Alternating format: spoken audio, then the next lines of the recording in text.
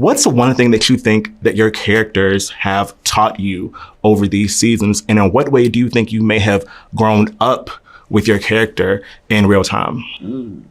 I think something that I've always loved about Samantha, but it definitely has put the most roadblocks in her way, is that she is a little bit single-minded when she gets a goal in her mind. She has a tendency to kind of shut everybody else out and take it upon herself and be like, I'm gonna fix this single-handedly and not let anybody know what my plan is. I'm just gonna like figure it out and I have all the answers. And I think she's learned a lot of patience and the ability to let other people in and the ability to ask for help. And those are all things that I think I've kind of, through the same years that I've been playing Samantha, have been working on putting those lessons into practice in my life. And I do feel like I feel happy for both of us where we are, at this point in our lives.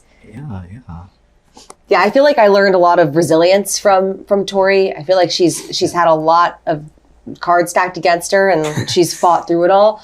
And I feel like it's kind of like what Tanner was saying with Robby, like it's really important where you end up and just to make sure it is adding up to the bigger picture. I feel like that's really important for both of those characters. I guess for Robby, he's very in the now moment, which can be great sometimes, but also for him, because he was so angry and had so much emotion, he kind of acted upon that. And I feel like, taking that into my own kind of realm, I'm not a very act now person, but it was nice to be able to, it took time, but he's finally looking at the bigger picture. He's looking at the bigger picture and looking at his future and what he needs to do and make sure where he wants to go. And I think it's important for me and seeing what that bigger picture is and what the future looks like and where you want to go and what you want to do, and how every decision can kind of affect that. And even though some decisions may be mistakes, at least you need to learn from those and be able to get to that bigger picture at some point, So I guess kind of in there is where I look at that. Yeah, absolutely. Yeah, I mean, I honestly, it's kind of like a combination of a lot of what y'all are saying, but specifically what you just said, Tanner, I think a lot of these youngsters, and Miguel included, like, they're going through some tough times. Like, being a teenager and those years are so formative, and I think the power of forgiveness and like forgiving yourself, forgiving others is so prominent in the show, and like having a really tough time with someone and then being able to like switch perspectives and open up to like a new perspective is so powerful. And I think that's something that I try to remind myself of, is like always thinking about perspective, and yeah, I really like that about our show. I look really good with red hair.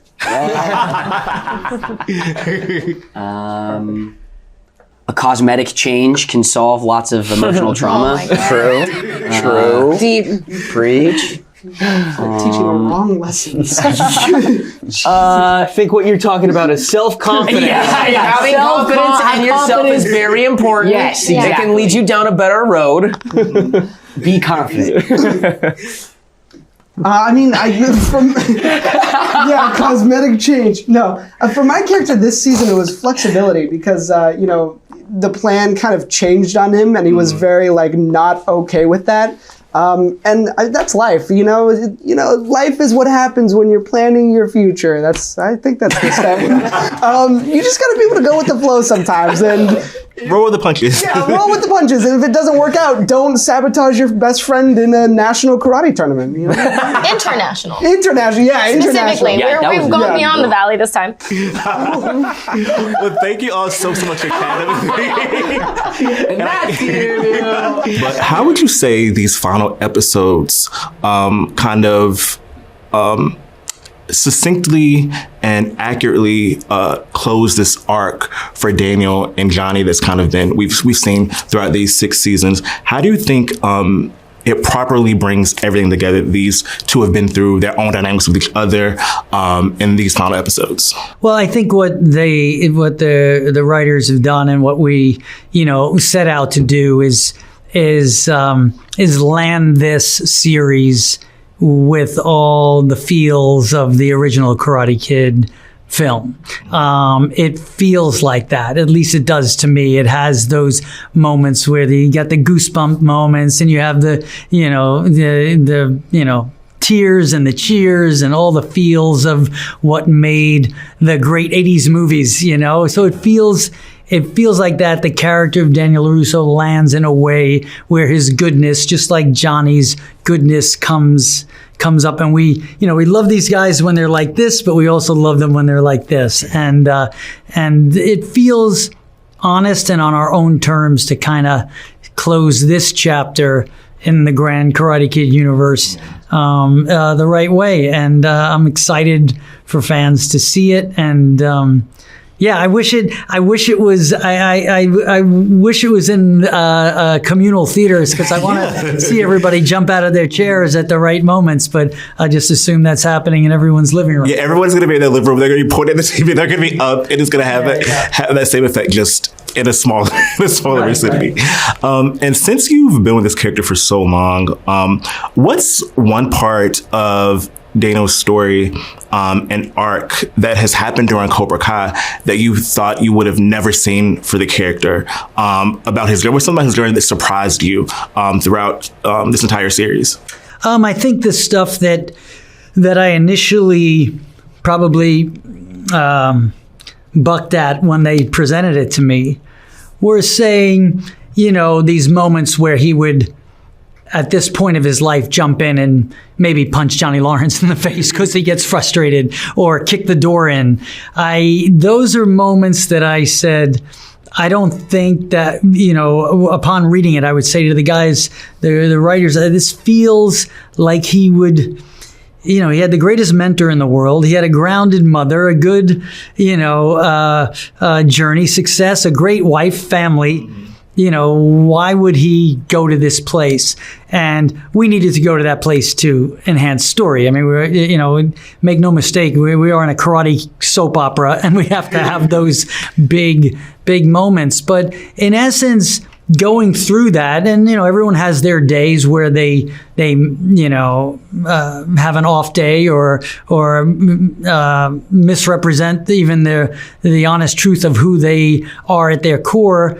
It created better redemption opportunities for Daniel LaRusso in the end. And I think at the end of the series and in these last 5 episodes, you really see how much of a good person, what he's doing for his friend, then foe, now closest friend. I learned something through that. I've learned something in story, and so that surprised me in a good way. Yeah, I think that this show probably has the max amount of redemptions you can have in any show. So many characters get redemptions. Everything ties up in it. It's a big, fat, juicy 80s movie ending, but it deserves that, and I'm glad that's where it lands. It does. Well, thank you so much. For all of you, what was it like having a show that was this show was on a platform that not a lot of people knew about, and then now it's arguably one of the biggest Netflix series ever. So why would you say this journey has been like to get to this point, to end the series, but it going down likely in Netflix history? I mean, it's the best. It's everything that we wanted it to be from the beginning. When we conceived of the show, it was around a time where Stranger Things had just come out, and we saw, okay, there's this 80s nostalgia show that's really successful. And we've had this idea for over a decade to bring back the Karate Kid franchise through the eyes of Johnny Lawrence. And we're like, this would be a good idea for a streaming series. We've got this great Netflix show that we're going to go do. And we pitched it around town, and YouTube, snatched it up, and they gave us the opportunity to just go make the show as is without us having a lot of interference and major notes and things like that. So it was too good to pass up. And we thought that YouTube was going to be going and trying to go on that Netflix trajectory. They did not, but luckily we were able to and move over to Netflix ourselves to see the fans that were there from the beginning, like yourself and others who were passionate from the beginning. It always felt like we were reaching a lot of people. But once we were on Netflix and saw it sort of explode, and in our own personal lives, as parents of children, and seeing all of our kids' friends watch the show and the other parents, it's been amazing. And I think the thing we're most proud of is just finishing on our own terms and having a complete story. That's the thing that we wanted to do from the beginning, and we're glad that we got that opportunity. Yeah. One thing I do love about the show is I feel like all the Easter eggs and callbacks are just so very organic. So, what was the decision process like to, have the series conclude with Gianni being the Cobra Kai sensei? I feel like that's, it's really a full circle moment. So, why do y'all think that was the perfect note to kind of, tie up his arc in this full circle moment? That was from the beginning. Before we even put pen to paper for that first episode of the first season, we had this idea in our heads in terms of where Johnny's story is going. And Johnny's finding his way back to Cobra Kai in the series, and it's not for the right reasons in the beginning, and he doesn't really fully confront those reasons until he has to go through this gauntlet of, confronting his past, both in regards to his family and his sensei and everything in between. And it's only after, kind of this, Odyssean-like journey that he's able to wield the power of Cobra Kai in a way that he's strong enough to handle. And that was a story that we wanted to tell that felt organic to his journey. Yeah. And lastly, how do you feel like these final episodes, I guess, have the spirit of the show and it ends in a way that is true to what the show is? We love the idea of, every season taking the story to a next level. We're very inspired by the Rocky movies and their sequels and how Stallone was able to make each movie an event and a new underdog story for Rocky. And we got to the place where in the 6th season, we're at the Sekai Taikai. We're at this world event. We made it bigger than ever.